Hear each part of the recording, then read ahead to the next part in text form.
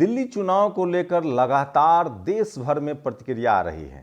कई तरह के सवाल उठ रहे हैं। इसी बीच मिल्कीपुर चुनाव में भी अखिलेश यादव और बीजेपी आमने सामने हैं। देश भर में ईवीएम के खिलाफ वामसेफ ने जेल भरो आंदोलन का ऐलान किया है, ये भी खबर बताऊंगा। और अखिलेश यादव का क्या होगा, सोचिए, तेजस्वी यादव का क्या होगा, क्या वो लोग भी इस हार से कुछ सीखेंगे? ये सबसे बड़ा सवाल है। और उसके बाद मैं आपको बताऊंगा कि किस तरह से, सोचिए, कुछ ऐसे भी निर्दलीय बदकिस्मत है जिनके अपने परिवार ने भी वोट नहीं दिया होगा, या सारा का सारा जो निर्दलीय वोटर्स हैं उनके वोट कहीं और चले जाते हैं। और दिल्ली में भी पिछले लोकसभा चुनाव के दौरान, मतलब पिछले लोकसभा से पिछले लोकसभा, मतलब 4 साल में, 5 साल में 4 लाख वोट बढ़े थे, लेकिन लोकसभा चुनाव से विधानसभा चुनाव के दौरान भी 4 लाख वोट बढ़े हैं। जैसे महाराष्ट्र में 40 लाख वोट बढ़े थे। नमस्कार, मैं शंभू कुमार सिंह और आप देख रहे हैं नेशनल दस्तक। दिल्ली चुनाव को लेकर लगातार देश भर में बहस का दौर जारी है। लोग सवाल पूछ रहे हैं कि आखिर बीजेपी इतनी बड़ी जीत कैसे दर्ज कर लेती है जो लोकसभा चुनाव में इतना खराब प्रदर्शन करती है। वहीं लोग कांग्रेस के बारे में लिख रहे हैं कि कांग्रेस ने कम से कम 15 सीटों पर आम आदमी पार्टी का खेल खराब किया है। तो सोचिए, जो लोग कल तक बीएसपी को या तमाम बहुजन दल जब चुनाव लड़ते हैं तो उनको बी टीम कहती थी, अब वो कांग्रेस को बी टीम कहेंगे? सवाल तो ये है। लेकिन उससे भी बड़ा सवाल आम आदमी पार्टी पर उठ रहा है। लोग कह रहे हैं कि यही वो आम आदमी पार्टी है जो आरएसएस के स्लीपर सेल की तरह काम करती है। अरविंद केजरीवाल की गिरफ्तारी हुई, जैसे ही अरविंद केजरीवाल हरियाणा का चुनाव आया, ठीक उनको जमानत दे दी गई। तो क्या अरविंद केजरीवाल ही बीजेपी की असली बी टीम थे? क्या गुजरात में बीजेपी के खिलाफ, कांग्रेस के खिलाफ उनको खड़ा किया गया था? ये बड़ा सवाल लोगों के जेहन में है, क्योंकि केजरीवाल लगातार गोवा में, गुजरात में, दिल्ली में, हरियाणा में सब जगह चुनाव लड़ रहे थे और सब जगह विपक्ष को नुकसान हो रहा था। और इस बार जब विपक्ष में सिर्फ कांग्रेस ने दिल्ली में उम्मीदवार खड़ा कर दिए तो आम आदमी पार्टी हार गई। तो सवाल है कि तमाम एससी एसटी ओबीसी के राजनीतिक जानकार कह रहे हैं कि बीजेपी ही असली बी टीम है, बीजेपी की आम आदमी पार्टी ही बी टीम है, और एक आरएसएस की पार्टी जो है अब बुरी तरीके से हार गई है। और दिलीप मंडल तो कह रहे हैं कि अब इसका कोई भविष्य नहीं है। तो ये सबसे बड़ी खबर है जिसको लेकर लोग कयास लगा रहे हैं। वहीं सोचिए, आज दिल्ली में यूथ कांग्रेस ने बड़ा प्रदर्शन किया ट्रंप वाले मामले पर। सोचिए, चारों तरफ चुप्पी है। ट्रंप वाले मामले में चुप्पी इसलिए है कि ज़्यादातर गरीब समाज, किसान, दलित, पिछड़े लोग जो मजदूरी करने अमेरिका जाना चाह रहे थे, उनको भेजा गया है। और सोचिए, इस पे खुश वो लोग भी हैं जो अमेरिका में, लंदन में, दूसरे देशों में पहले से बैठे हुए हैं, लेकिन वो नहीं चाहते हैं कि इस देश के एससी एसटी ओबीसी के लोग विदेश जाके कमाएं। वो भी बहुत खुश हैं। वो कह रहे हैं कि ये लोग अवैध पेपर पर गए थे और वो खुशियां मना रहे हैं। सोचिए, अपने ही देश के नागरिकों का अपमान हो रहा है, उसके बाद वो खुश हैं।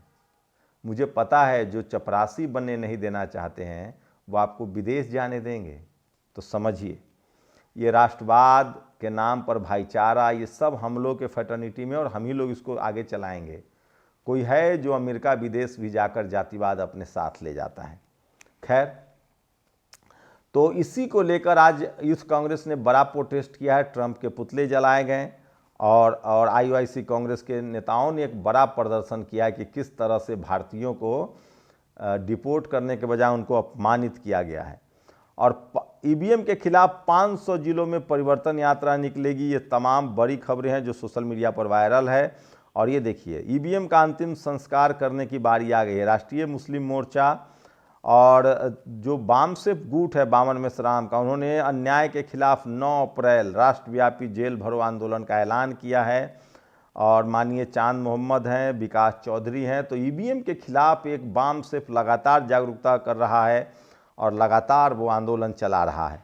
और सोचिए, यूपी में मिल्की सीट पर समाजवादी पार्टी की हार हुई है।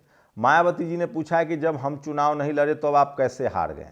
वहीं आज़ाद समाज पार्टी के उम्मीदवार को भी 4000 वोट आया है। तो इससे साफ संकेत है अखिलेश यादव को अपना गठबंधन बढ़ाना पड़ेगा, चाहे वो चंद्रशेखर आजाद से गठबंधन करे या बीएसपी से करे, कांग्रेस से भी करना पड़ेगा। तेजस्वी यादव को भी आपसी मनमुटाव भुलाना पड़ेगा। अगर दलित पिछड़े नेता आपसी मनमुटाव नहीं भुलाते हैं तो आप सिर्फ अपना सर मत पकड़िए। हमारे नेता जब तक एकजुट नहीं होंगे, आपसी मनमुटाव दूर नहीं करेंगे, आपके संवैधानिक अधिकार नहीं बचेंगे। तो ये नेताओं को सोचना है। मैं फिर कह रहा हूँ, जिस तरह से बीजेपी गठबंधन करके यूपी बिहार में चुनाव जीतती है, सोचिए, जिसके पास देश भर में सरकारें हैं, जिसकी केंद्र सरकार है, जिसके पास मीडिया है, टीवी है, अखबार है और सबसे ज़्यादा पैसा है, जिसके पास 10% सवर्ण वोट है, जिसके पास हिंदू के नाम पर वोट है, उसके बाद भी वो तमाम SC ST OBC के दलों से गठबंधन करके चुनाव लड़ती है। लेकिन पता नहीं बहुजन समाज वाली पार्टियां, SC ST OBC की लीडरशिप वाली पार्टियां किस गुमान में रहती है। वो खुद पार्टी के अध्यक्ष रहेंगे, पिता राष्ट्रीय अध्यक्ष रहेंगे, मुख्यमंत्री वही बनेंगे, परिवार से भी 4-4 5-5 लोगों को जिताएंगे, लेकिन वो गठबंधन भी नहीं करेंगे। तो कहीं ना कहीं आपस का अहंकार, आपस का स्वार्थ पूरे समाज पर भारी पड़ रहा है। और बहुजन समाज को तो मेरी सलाह है कि सड़कों का नेता चुनिए किसी तरह से, नहीं तो सोचिए अगर बहुजन दल हार रहे हैं। वेद ने एक ट्वीट किया है कि बिहार में, अब इसके बाद चुनाव बिहार में है, बिहार में अगर तेजस्वी यादव ने अपना कुनबा नहीं बढ़ाया, अगर SC लीडरशिप से गठबंधन में नहीं आया, चूंकि चिराग पासवान मांझी जी बीजेपी के साथ हैं, उपेंद्र कुशवाहा भी बीजेपी के साथ हैं, उनके सम्राट चौधरी भी हैं, तो दलित पिछड़ों को भी वो जोड़ रहे हैं। आपके पास क्या है? मुस्लिम समाज को भागीदारी दीजिए, लेकिन नहीं, ये दलित पिछड़े लीडरशिप वाली जो पार्टियां हैं वो सवर्ण समाज को जमकर टिकट देती है और वोट इनको बहुजनों का चाहिए। अपने ही पार्टी में राष्ट्रीय अध्यक्ष रहेंगे, अध्यक्ष भी रहेंगे, मुख्यमंत्री भी यही बनेंगे, घर से 2-4 लोग MP MLA भी बनेंगे, लेकिन दूसरे दलों से गठबंधन भी नहीं करेंगे। तो ये सबसे बड़ी वजह भी हार की है। तो देखिए, थोड़ा बहुत तो बीजेपी के आने के बाद ये लोग बदले हैं, आगे बदलते हैं कि नहीं। मिल्कीपुर सीट पर जीत गए हैं, लेकिन वही सोचिए अभी भी मौका है। अगर तेजस्वी यादव सीधे सीधे जहां जहां बीजेपी ने सवर्णों को टिकट दिया वहां वो बहुजनों को टिकट दें, बैकवर्ड दलित को टिकट देती, पिछड़ों को टिकट दें, और सवर्ण जैसे बीजेपी मुसलमानों को टिकट नहीं देती है, 20% 15% मुसलमानों को, अगर बहुजन दलों ने अपर कास्ट हिंदुओं का टिकट काट दिया तो फिर वो चुनाव जीत जाएंगे। अखिलेश यादव ने लोकसभा में एक किया था, इसलिए 3 से वो 37 तक पहुंचे हैं। उसके बाद यूपी के बाद बिहार के बाद फिर यूपी में चुनाव होगा, देखिए वहां क्या होता है। फिलहाल मिल्कीपुर हारने के बाद अखिलेश यादव पर तंज किया जा रहा है। जातिवाद किस कदर है इस देश में सोचिए। सामान्य श्रेणी का छात्र PhD प्रवेश परीक्षा में फेल हुआ तो EVS श्रेणी में डालकर पास कर दिया। सामान्य श्रेणी का छात्र PhD के प्रवेश परीक्षा में फेल हुआ तो EVS में डालकर पास कर दिया, सूरत की खबर है। कुलपति के रिश्तेदार हैं छात्र, रजिस्ट्रार बोले गलती हो जाती है। ये स्थिति है, सोचिए, ये है गुजरात मॉडल। और कुंभ में फिर से भीड़ है, चारों तरफ जाम है, तो लोग, पुलिस कह रही कि कुंभ में जाने से बचिए। अखिलेश यादव टोल फ्री की बात कर रहे हैं।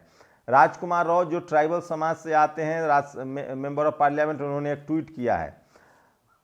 बनेश्वर धाम को बीजेपी सांसद मन्नालाल रावत ने राजनीतिक मंच बनाकर लोगों की आस्था एवं बेनका के महत्व पर कलंक लगाने का काम किया। साथ ही बीजेपी नेताओं ने बाप पार्टी के विधायक उमेश डोमार के साथ भी बदतमीजी की। बीजेपी के कुछ नेताओं ने पहले कृत्य को छल कपट से प्रशासन का नाम दिया है।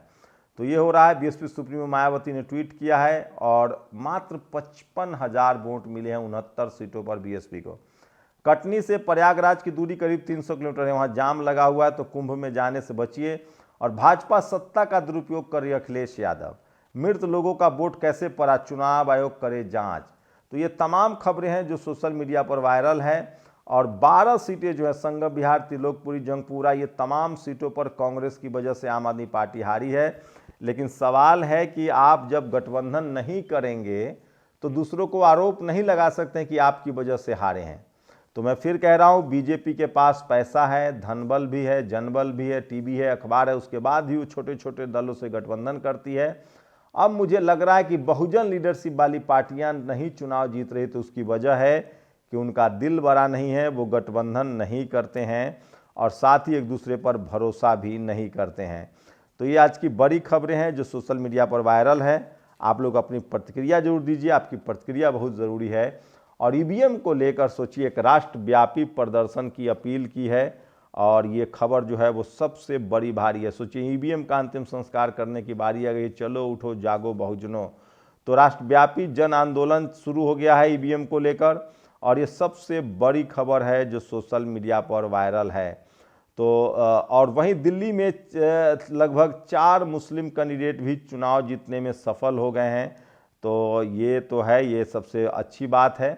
डाइवर्सिटी आ सोचिए, Netherland EVM ban, Italy EVM ban, England, France, Germany, Ireland, सब जगह ईवीएम बैन है, बस भारत में ईवीएम होता है। और इसलिए ईवीएम को लेकर एक बड़ी खबर आ रही है, और तमाम जो बहुजन समाज के जो दल हैं वो पहले से ईवीएम के खिलाफ है। बीएसपी सुप्रीमो मायावती भी ईवीएम के विरोध कर चुकी हैं। अब बहुजन मुक्ति मोर्चा और बाम सेफ ने, राष्ट्रीय मुस्लिम मोर्चा हो, ओबीसी मोर्चा हो, भारत मुक्ति मोर्चा, राष्ट्रीय पिछड़ा वर्ग मोर्चा, बहुजन क्रांति मोर्चा, राष्ट्रीय परिवर्तन मोर्चा, इन सब ने 9 अप्रैल को जेल भरो आंदोलन का ऐलान किया है ईवीएम के खिलाफ। तो ये आज की सबसे बड़ी खबरें हैं जो सोशल मीडिया पर वायरल है। शुक्रिया। नेशनल दस्तक की आपसे गुजारिश है कि अगर इसको बचाना चाहते हैं तो नेशनल दस्तक को सब्सक्राइब करने के लिए रेड कलर के सब्सक्राइब बटन को दबाएं, फिर बेल आइकन की घंटी दबाएं। नेशनल दस्तक को बचाने के लिए बहुत जरूरी है कि हर खबर को शेयर करें, लाइक करें, कमेंट जरूर करें।